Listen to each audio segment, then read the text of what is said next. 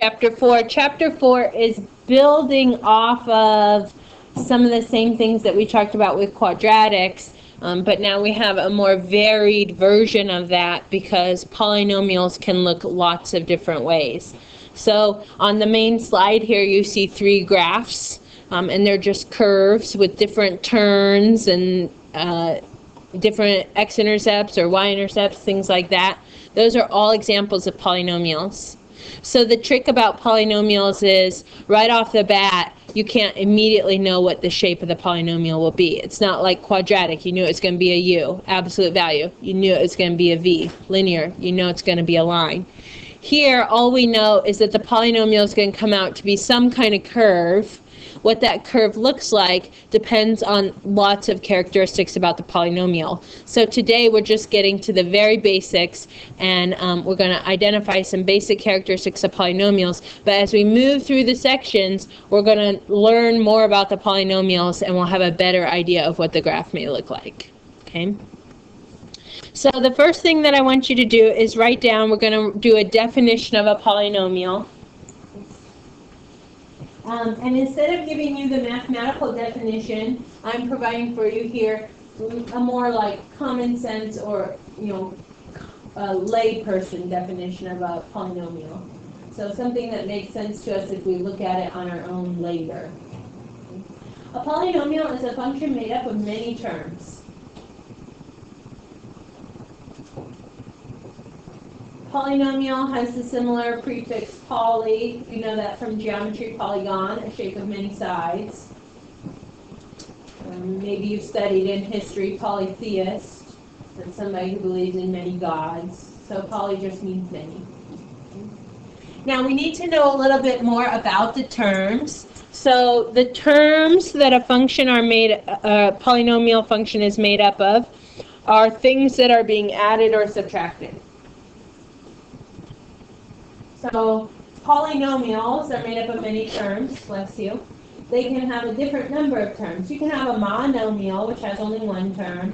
You can have binomials, which has 2 terms. Trinomials has 3.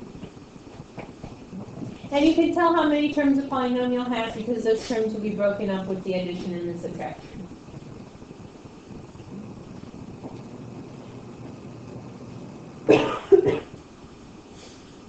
Now it's important to note that when you're looking at your different terms, there should be no division with x. So you can't put x in the denominator. If you see x in the denominator, that's automatically not a polynomial, and that's some other type of function that we'll eventually study, but not yet. So no division. X cannot be in the denominator.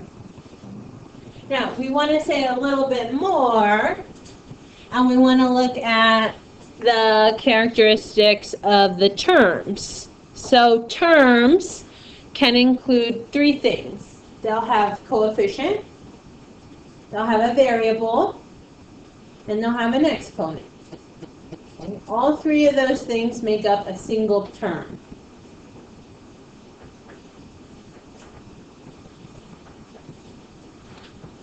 There are a couple of really important things to look at when you're deciding if something is or is not a polynomial.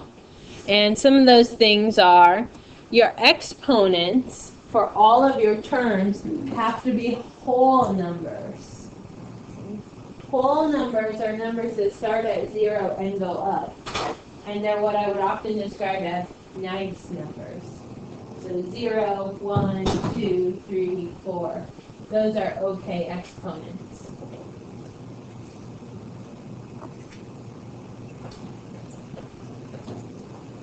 Because my exponent has to be a whole number, I'm limited, and exponents cannot be negative.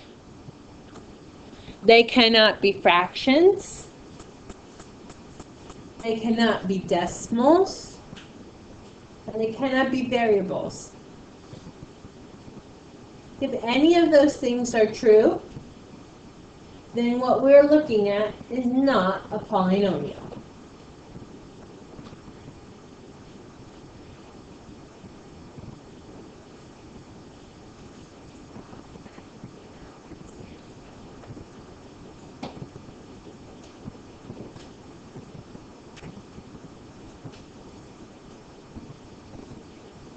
So there are really, I think, if you're trying to decide if something is or is not a polynomial, there are two big no-nos.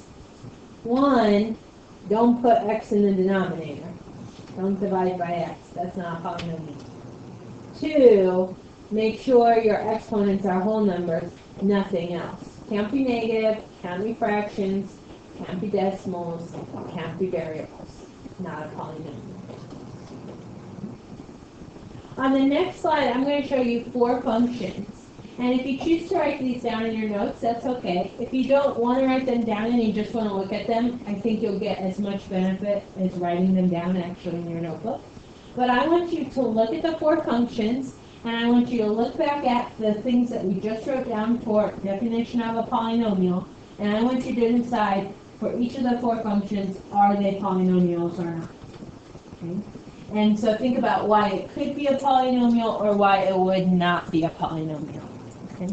First, I'm going to have you look at this on your own. So I'll give you about a minute or so just to look at those 4. If you want to jot some of them down, that's okay. And decide whether or not they are a polynomial. Okay, so raise your hand if you can tell us any of the functions, f of x, g of x, h of x, or p of x, is it a function or not? Raise your hand if you think you know one. Jackson, you know one. P of x is not. P of x is a no? And what would be your reasoning for saying, no, this is not a polynomial? Because the exponent on the negative x is a negative 1. A negative exponent. Okay, that's in our list of rules. Can't have negative exponents. That's automatically some other kind of function that we'll study later. Okay. Another one. Sahel, you got one? H of x is not. H of x is not, and why do you say no? X isn't a denominator. Yeah, you're dividing by x, and we said there can't be division with x. You know, you could have x over 5. That's fine, because that's 1/5 times x. So that's no big deal. But you can't put x in the denominator of a function. Okay, what about f of x or g of x? Anyone want to take a stab at those? Are those polynomials or not? Kylie, you say? I'm not sure about p of x, but f of x is not. Okay, yeah, I would agree. F of x looks like a pretty good polynomial right here. Notice that it has 3 terms. And then if we look at the terms, they have coefficients 2, -5. What's the coefficient for this last term? 1. Okay. And then we've got the variables on each. And then we have like exponents 3, 2, and this one has a 1. So they're all whole numbers. So I would agree. And sometimes that's like the hardest one to spot is the ones that are polynomials because you're always looking for the things that make it not. Now, I thank Kylie for being brave and saying, she's not really sure about g of x, but I threw that one in there to confuse people. What is it about g of x that you don't like? It has a fraction. It has a fraction, so it's got the -2/3 in front of x squared. What else is troubling to you in g of x? This square root of 2. Okay.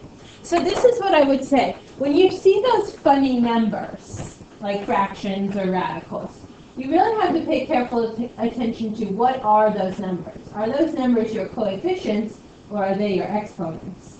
Because in one place they're okay, and in the other place they're not. Are those coefficients or exponents? -2/3 and square root 2. No.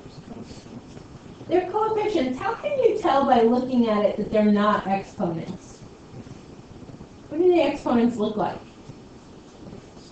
Yeah, they're raised, they're above the other text, they're small little fonts. Okay, so those are with the original line of text. Those are coefficients. They're things that are getting multiplied in front or behind the x's. Is it okay to have coefficients that are fractions? Is it okay to have coefficients that are irrational, like the square root of 2? Yes. I never said in my rules that the coefficients couldn't be those things, right? I only say if you look back at the notes we just took, exponents cannot be negative, exponents cannot be fractions, exponents cannot be decimals, exponents cannot be variables. Okay. So if these things were in the exponents I would agree that it would be a no, but this one is actually a yes. Okay. So that one I threw in there, not to confuse people necessarily, but to bring to light a good discussion about the difference between a coefficient and an exponent. Okay, and worth mentioning. Are we okay on those 4 examples? Okay, we're going to continue with some more writing. First, we're going to talk about standard form. Okay, so jot this down in your notes. A lot of vocab in this very first section because we're learning a lot of new stuff about polynomials. Standard form. The terms are written in descending order of exponents from left to right.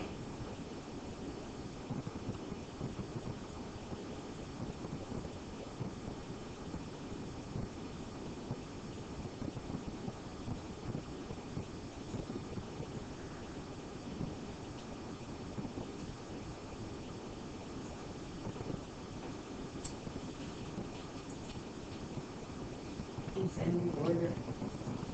Sorry.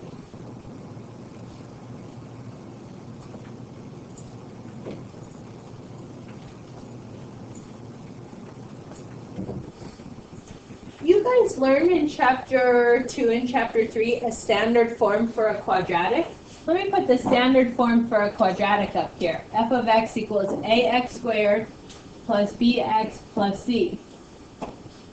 Does that standard form for a quadratic fit the standard form definition we have for a polynomial?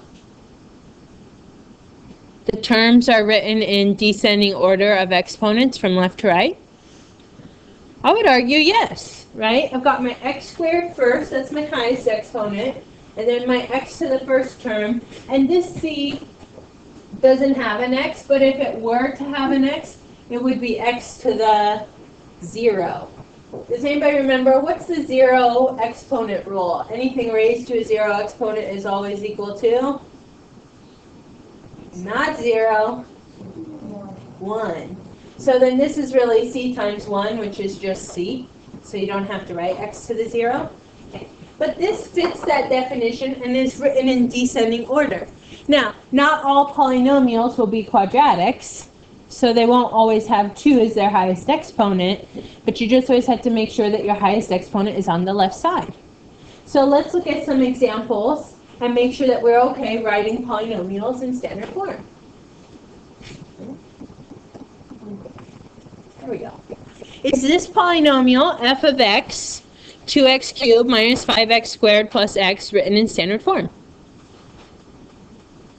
Yeah, check your exponents, right? We decided this was a polynomial in our previous exercise. It goes 3, 2, and this x has an exponent of 1. Are they going in descending order? Absolutely. Okay. So, is it in standard form? Yes. Okay. Don't have to do any work. Was g of x written in standard form? No. What 2 terms need to be switched around? Yeah, the x to the 4th and the x squared are out of order, right? So this one is not in standard form, but can very easily be changed into standard form. I'll just do g of x equals, and put my positive 3x to the 4th first, and then it will be followed by minus 2/3 x squared. And then minus x squared root 2 and plus 1. Okay. So all I did there was change the first 2 terms. Okay.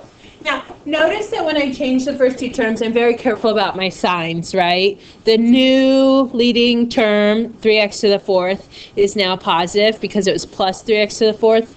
And then the negative 2/3 x squared is now minus. Okay, so you have to carry the sign with it. Okay. Are you okay with standard form? You get the picture? Okay, make sure it goes from highest to lowest exponent. Okay, let's go back, to our notes. I think I had to click my back to notes. We'll skip those extra examples. And we got to take some more vocabulary. Okay, so I'll give you some time to write this down. The degree is the highest exponent.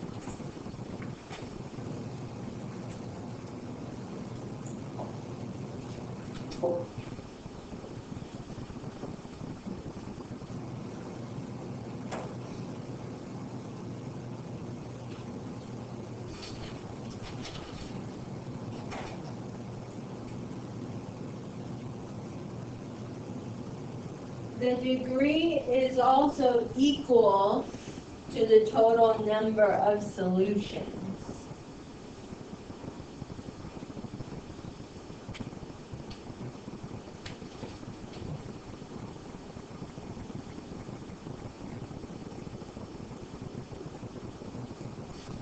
And the maximum number of turns that a polynomial can make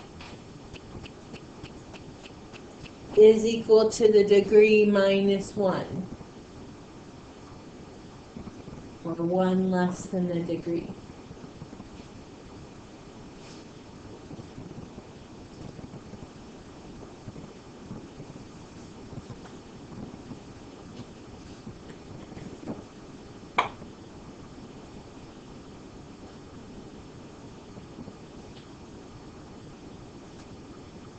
The 2 bullet points that I have there, they're kind of spoilers.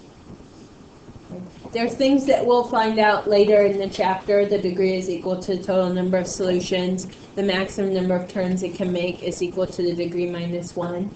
But I think it's good that we just put those spoilers out there right now, so that as we progress through the chapter, you can always be thinking about those things and making connections back to the degree. Okay? But the main thing from today that you need to know about the degree is equal, or the degree is the highest exponent. You have to know that, so that from now on, when I'm saying the word degree, your brain instantly makes a connection. Oh, the highest exponent, she means. Okay. Next up is the leading coefficient. If you can find the degree, the leading coefficient is very easy to spot. It's the number that's in front of the term with the highest exponent. So the degree and the leading coefficient are part of the same term.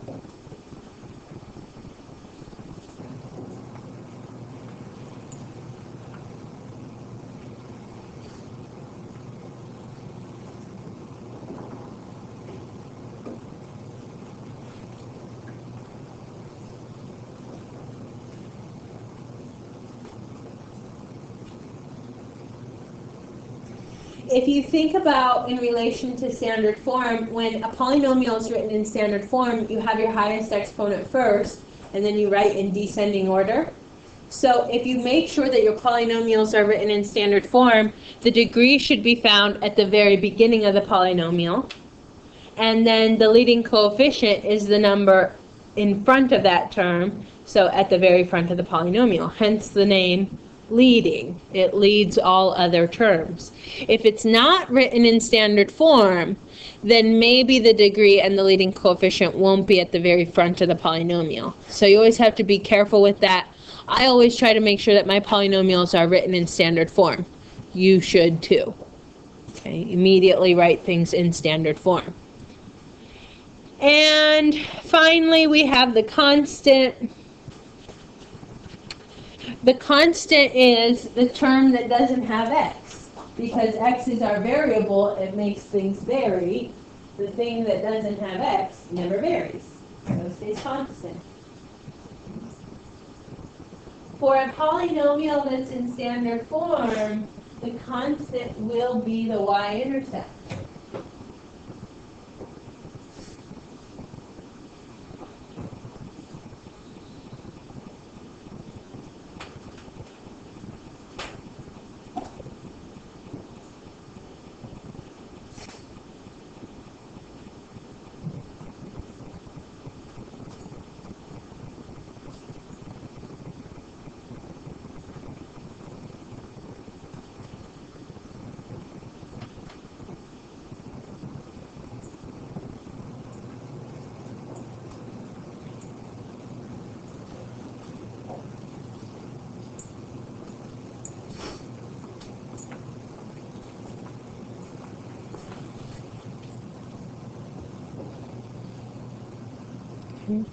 We'll do some examples here on the next slide where we identify the degree, the leading coefficient, and the constant.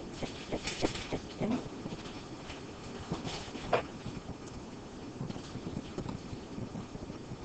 So this is the same f of x, that we had on the is it a polynomial and is it in standard form. So we have f of x equals 2x cubed minus 5x squared plus x. And you can now identify all these pieces of information about that one polynomial based on the notes that we've taken so far. So you can identify the degree. Remember that the degree is the highest exponent. So the degree of this function is 3. You can also identify the leading coefficient. The leading coefficient is the coefficient in front of the term with the highest exponent. So what's your leading coefficient?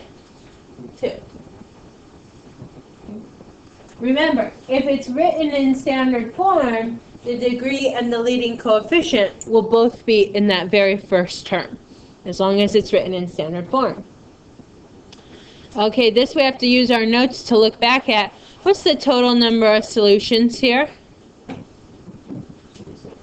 3 solutions, because the total number of solutions is equal to the degree. And so this equals the degree. What's the maximum number of terms for that polynomial? 2, because it's the degree minus 1.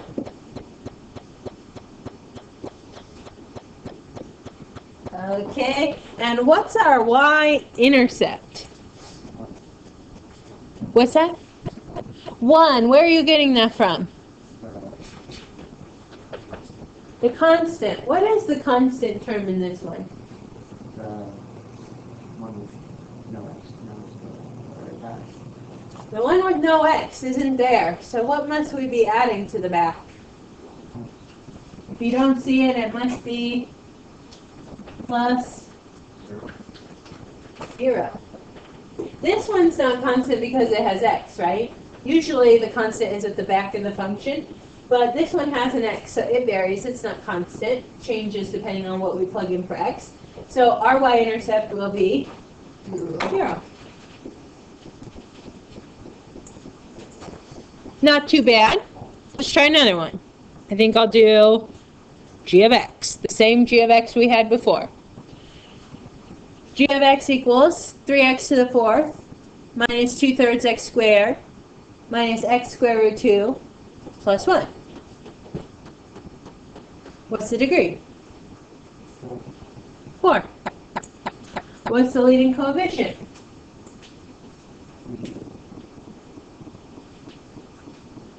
3. What's our total number of solutions? Total number of solutions is equal to the degree. Should be 4. What's our maximum of terms? 3, because it's the degree minus 1. And what's our y-intercept? Now we'll say 1.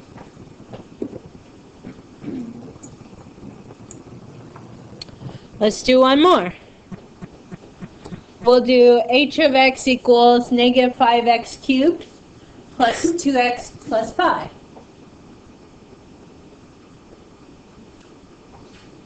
What's the degree? 3. The leading coefficient? Careful. Negative 5, got to include the negative. That's going to be important tomorrow. What's the total number of solutions? 3, the same as the degree. What's the maximum of terms? 2, the degree minus 1. And what's your y-intercept?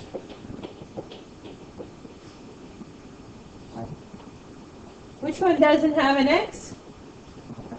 Pi. Is it okay that your y-intercept is at pi? Yeah, I mean, to put it on a graph, it will be at like 3.14, right? So you just go up 3.14. That's as good as it's going to get. Okay. Share with the person next to you for p of x equals negative 3/4 x to the 6th plus pi x to the 5th minus x squared plus 7. What's your degree, leading coefficient, total number of solutions, max terms, y-intercept? Go. Share with your small groups or person next to you. The coefficient was negative 2.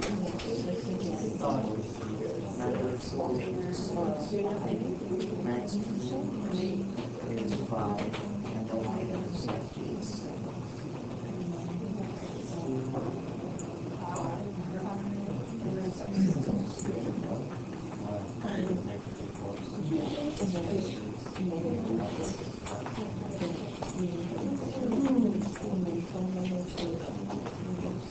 Okay, Sierra, can you give me the degree? 6. 6. Skylar, can you give me the leading coefficient? -3/4. Justin, can you give me the total solutions? 6. Jace, can you give me the max turns? 5. And Jacob, can you give me the y-intercept? 7. 7. You guys agree? Very good. Okay. So little things, and the more you practice those, the better we'll get. But I'll definitely reread my notes from what we know about degree, leading coefficient, etc., so that you have those things down for the future. Okay. Real quick here, we want to talk about types of polynomials. So we're going to give the polynomials a special name. You did this with polygons back in geometry. Remember, you have triangle, quadrilateral, pentagon, hexagon, heptagon, octagon, nonagon, decagon. I can't remember. Is there one for 11 sides? I don't know if there's one for that. There is one? And there's also one for n, I don't know what's the n gone. Oh, the n-gon, yeah. We're going to use that here with our polynomials, too. Good, I'm glad you said that. Okay. So in this chart, we have degree, and I've got 0 through 4, but I'm going to add a couple more. We've got the type. We're going to give it a name, just like you did for polygons in geometry. And then I'll write an example for the first few, and if you want to include examples for the last few, you can make some up. We're going to start with degree 0, which is an interesting function if your highest exponent is 0. We're actually going to say this is going to be a constant function.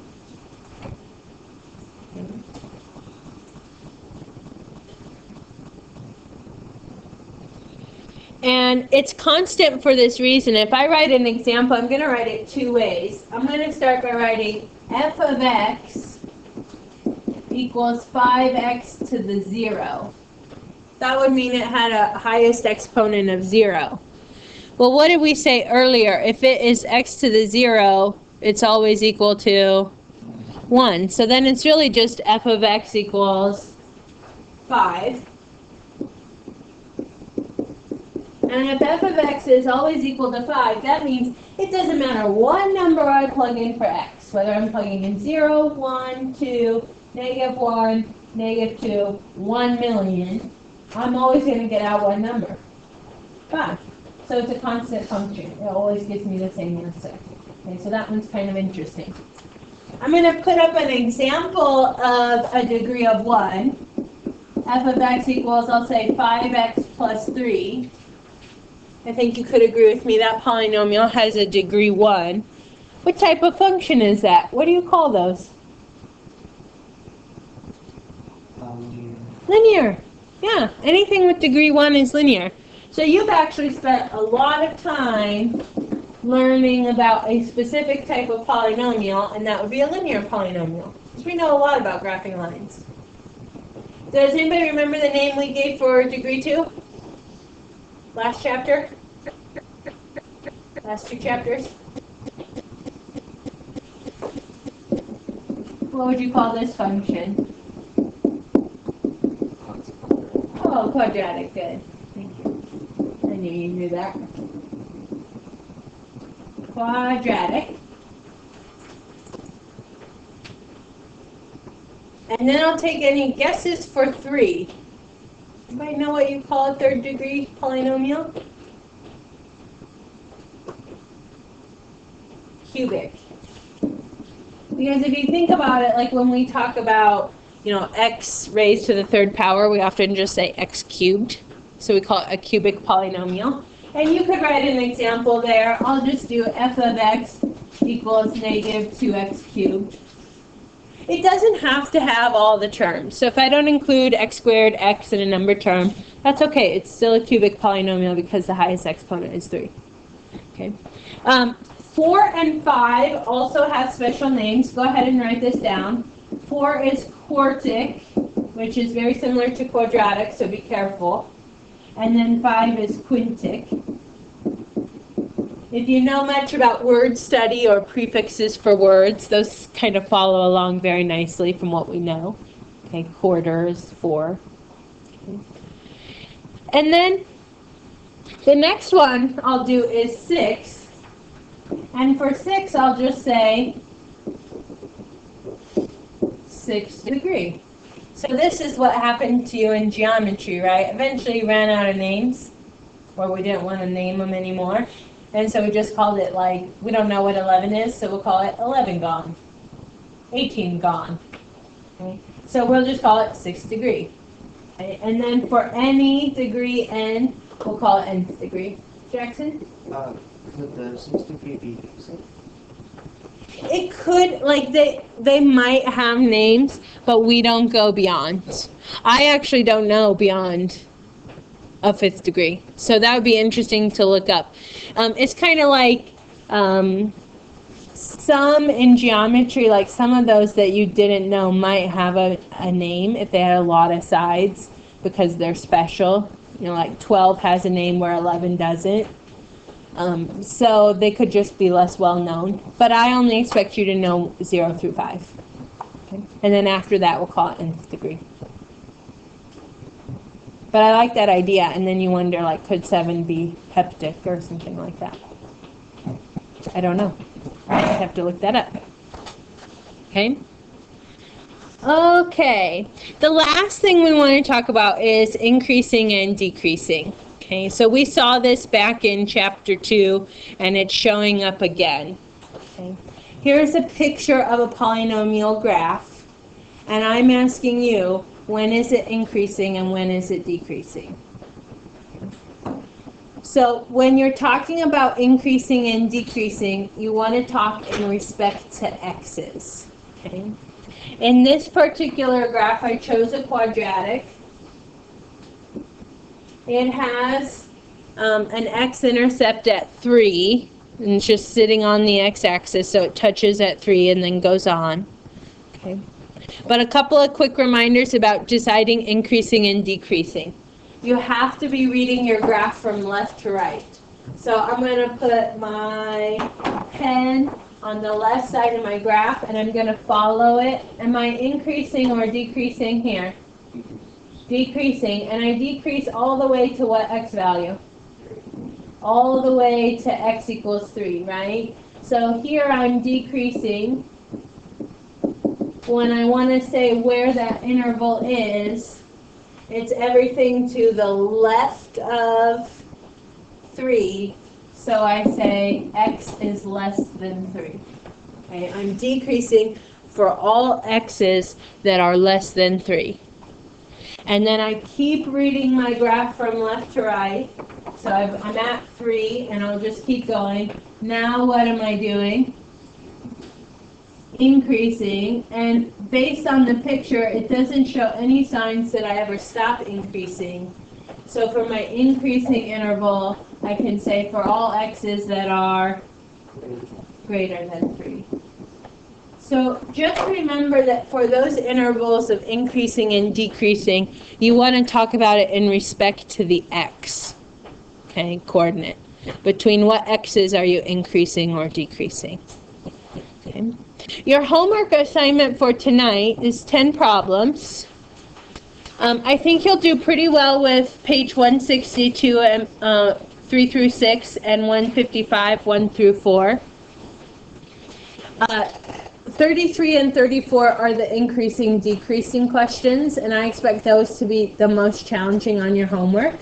So I definitely want you to spend time looking at 33 and 34 and making sure that, like, you're comfortable with that, or if you have some questions you need answered to clarify, bring those questions with you tomorrow.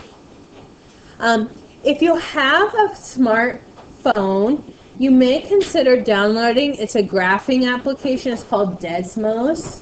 And it's actually very helpful. It'll be a great tool to use like as we start graphing polynomials to like check your work to see if you're on the right track. So if you want to download it, you can, but you don't have to. You won't be able to use Desmos on a quiz or a test, but it is something that you might consider downloading.